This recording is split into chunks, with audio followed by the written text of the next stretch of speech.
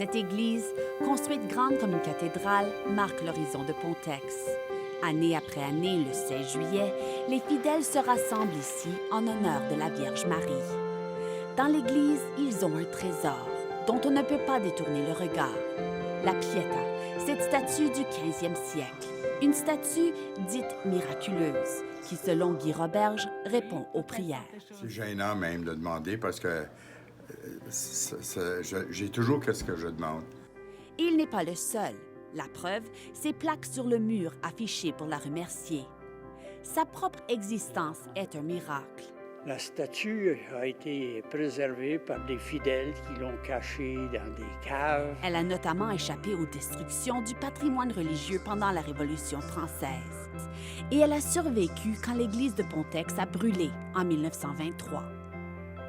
Et pour la sauver, on a attaché une corde en dessous de la taille de M. Adrien Liboiron.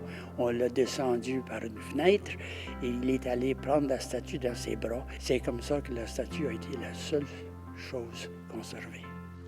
Sculptée par un moine en France, il y a plus de 500 ans, cette statue mérite d'être mieux connue selon Laurent Desrosiers.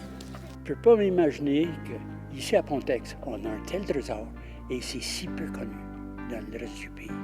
C'est pendant la Grande Dépression, une période de grande sécheresse, que le premier pèlerinage dédié à Notre-Dame d'Auvergne a eu lieu. Au début, il n'y avait pas assez de place dans l'église. Les fidèles venaient en train.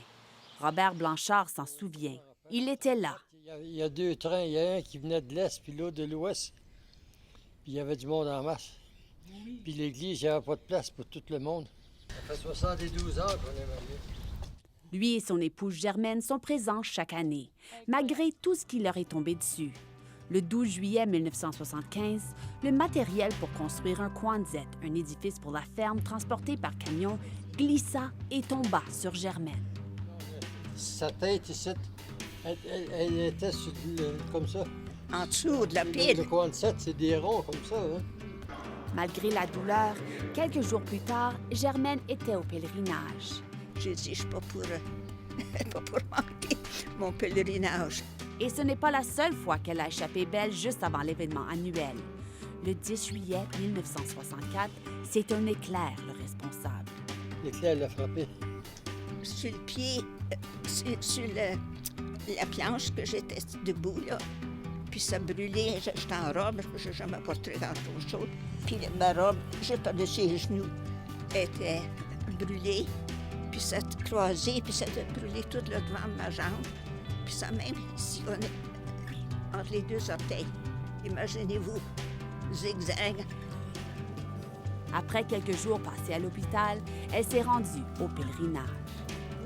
Il dit, le bon Dieu ne veut pas, puis le diable non plus.